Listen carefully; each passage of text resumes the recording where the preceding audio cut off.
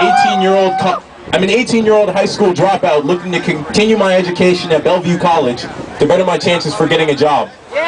With the cuts that were made federally to education is now costing my aunt a job as well as my cousin an education. With the proposed state cuts, I might not be in school next year. My parents were immigrants who came to this country looking for a better life in America. But now I'm dealing with the same old crap that we had to deal with in the old country. I wish that I had a voice. Now I do. Through this movement, we have a voice. Let us turn this stagnant pool of energy into a rushing river of action. Let this action change the propositions that are being made against us as citizens, and we as the 99% are angry at the 1% for belittling us as human beings and taking us for advantage. We are the foundation of this country, and we should be treated as such. That's right, brother. Let's move. Let's get this action going. Let's keep rumbling the ground under the 1%.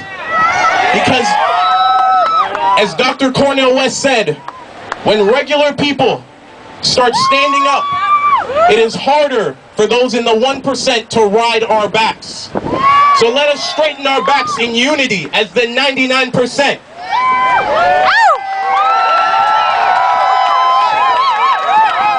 All right. Thank you, Jamil. This is our last inspirational speaker, and then we're going to start marching. The Reverend Dr. Leslie Braxton is currently the senior pastor at the New Beginnings Christian Fellowship Church in Renton. Before that, for several years, he was the pastor at the historic Mount Zion Baptist Church in Seattle. Without further ado, here is Reverend Braxton. Somebody asked the question, why do we bother to march today? Why would we stand out here in the rain today?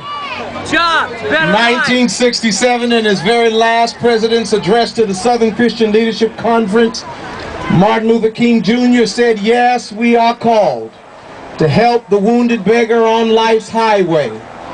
But sooner or later we must come to see that any nation that produces beggars needs restructuring. And today we stand out here in the rain. We march today because our nation's economic policies need to be restructured.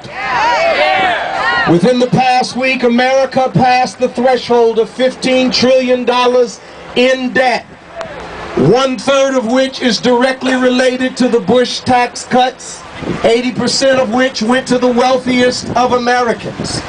Add to that 2 wars, a decade long each, unfunded, and an expensive prescription drug plan.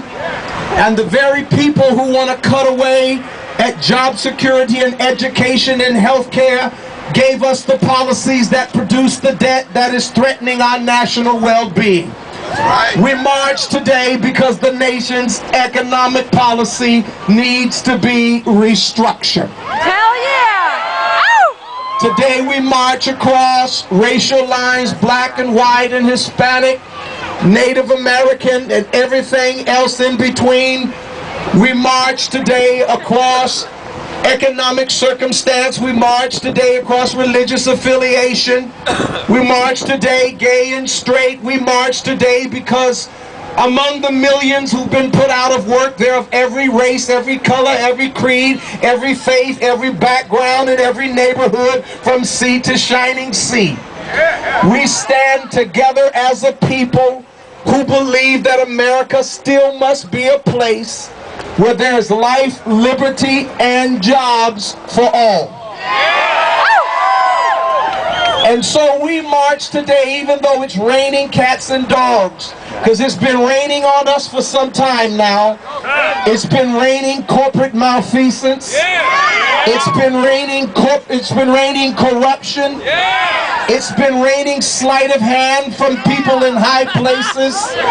It's been raining the economic policies of reverse Robin Hood where instead of the strong bearing the burden of the weak, the strong have been the burden of the weak. And so we stood outside in the rain as our wages have flatlined. A college education has been pushed beyond our reach. We found ourselves underwater in our mortgages. We have found retirement a pipe dream. And so since we've been in the rain all along today, we've decided to paddle together. So we lock arms and we take to the streets. Because we find that 99% standing together is stronger than 1% who want to rob us all for the sake of their private promised lands.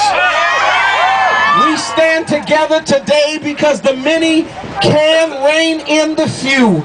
The many standing together cannot be defeated by the few. 99 is still better than 1. So we march today. No more cuts, we march for jobs. No more cuts, we march for education. No more cuts, we march for health care. No more cuts, we march for infrastructure. No more cuts, we march for bringing home our soldiers, rebuilding our nation. No more cuts, we march for ending the nightmare and rebuilding the American dream. We march today. One nation, indivisible, with liberty, jobs, and justice for all. We march today.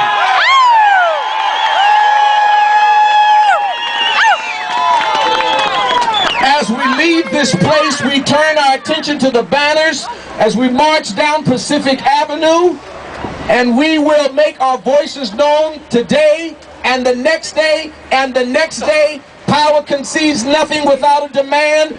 We will continue to demand until power concedes. God bless you. Go, move toward the banners. Move toward the banners. Pacific Avenue is right down there.